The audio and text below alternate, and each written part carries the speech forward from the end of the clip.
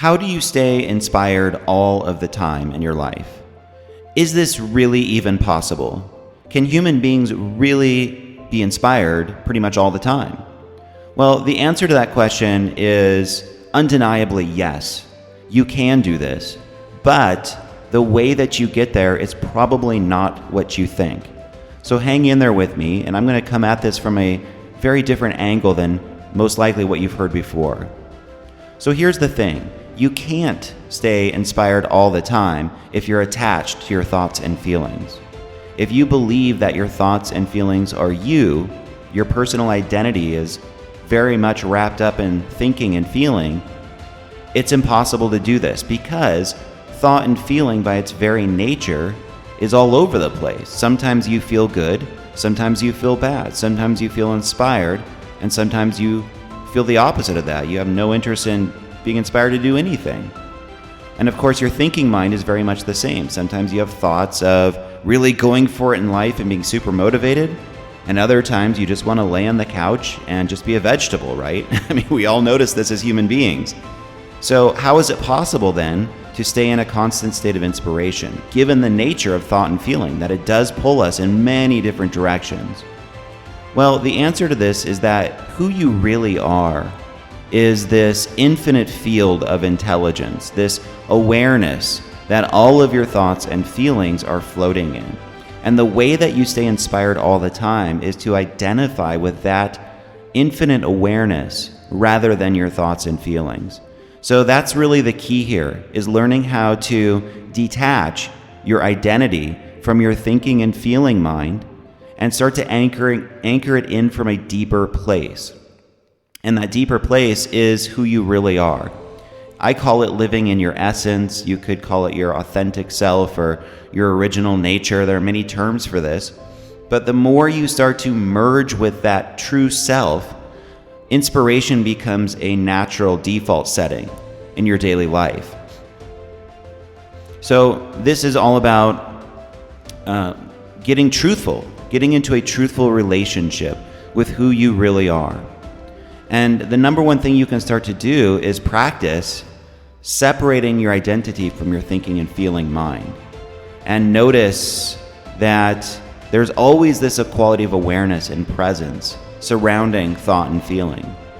And you want to see yourself, who you are, as that more than the content of what the mind is producing. What you'll notice is that normally we all do this. We get heavily invested in what we're thinking and feeling. We think that's us in there doing that. And as long as we're attached to the content of our thinking and feeling mind, it's going to pull us in all kinds of directions. Our inspiration is going to be conditional.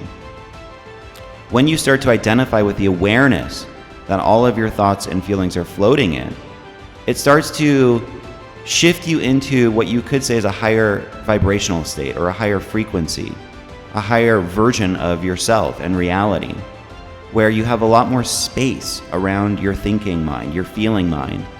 And there's just this natural connection with the abundance of who you really are.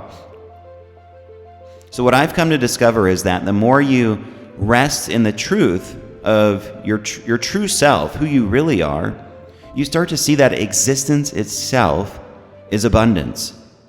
Just being here is abundance.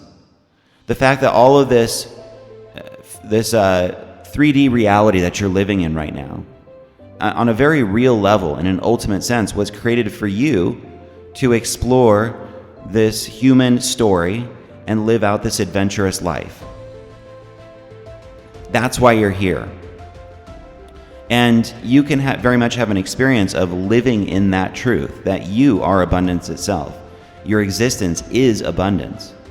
And if that's the backdrop of your life, well, yeah, inspiration's going to naturally be an offshoot of that, right? You're going to find yourself feeling pretty damn good about being alive, pretty open to possibility.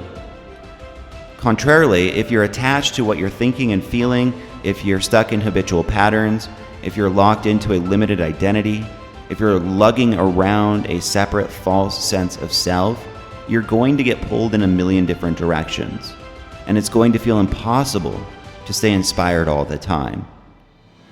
So you can't willpower or effort your way to what I'm talking about.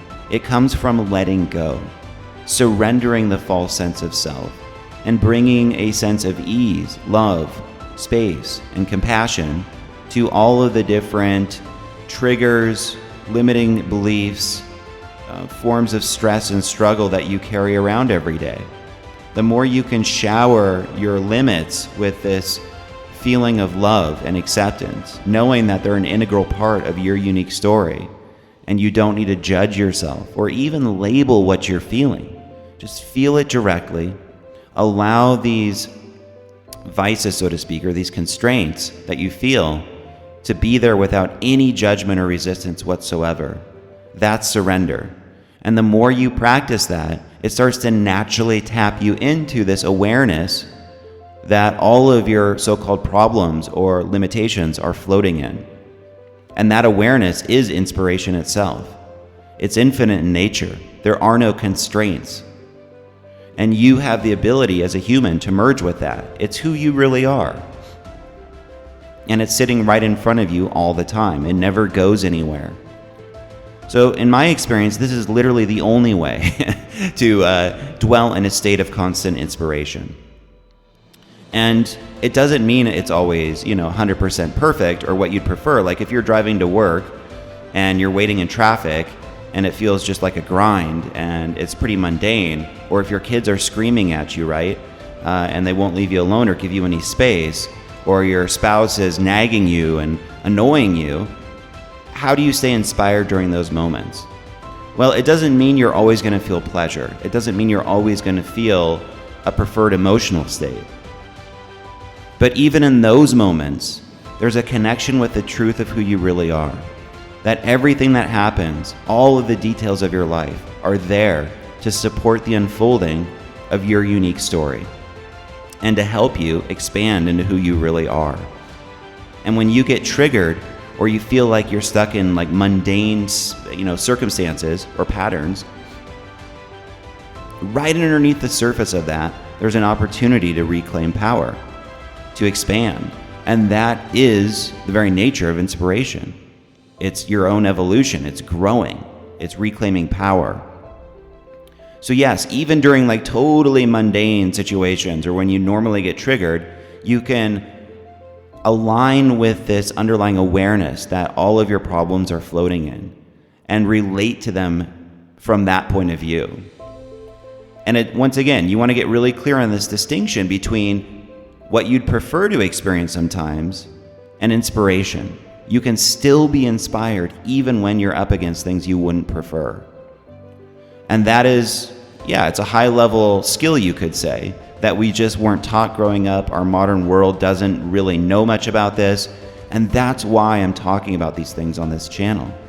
Because once you get the hang of merging your identity with infinite intelligence, infinite awareness, and you uplift your frequency, you upgrade your state of being to a vibrational state of inspiration, it completely transforms your life from the inside out. Nothing can really ever be the same from that place. And it's going a lot deeper than the typical self-help band-aids out there, or the typical symptomatic removal of your discomfort. That is useful sometimes for sure. But what we want on this channel through these videos is to help you anchor in a new identity that aligns with the truth of who you really are. And you can start to really, truly live your life from that place. And even deal with all the annoying stuff, the stressors, the things that block your inspiration from this higher place. That's when you become unstoppable. That's when things start to flow in this new, abundant, effortless way. So be sure to subscribe to the channel if you want more content like this. Be sure to check out some of the other videos here because they will definitely reinforce what I'm talking about from multiple angles, multiple perspectives. And it's through the repetition of hearing teachings such as this that you start to get into a more and more truthful relationship with who you are. And what we want is that relationship is based on your consciousness, a shift in your actual experience. It's not just a thought or an idea, because that's where the real power is. you can feel it ripple out into your consciousness. That's where real change happens. So a lot of what I'm going to get at on this channel is how to transcend the intellect and activate the true power of these kinds of teachings. For now, though, just practice detaching your sense of self from thought and feeling. Start to identify with this underlying awareness that is truly shaping your life experience behind the scenes. And live your life more and more from that place. Commit to that. And see if you just notice this natural quality of excitement and appreciation for being alive from that place. And it's so simple. It's always right in front of us. But we've all been conditioned, more or less, to look outside of ourselves for answers, to look to our circumstances to keep us inspired, to get validation from other humans to keep us inspired. And what I'm talking about here is how you transcend all of that and get into this unconditionally inspired relationship with your life. It's all about seeing truthfully into the nature of who you really are.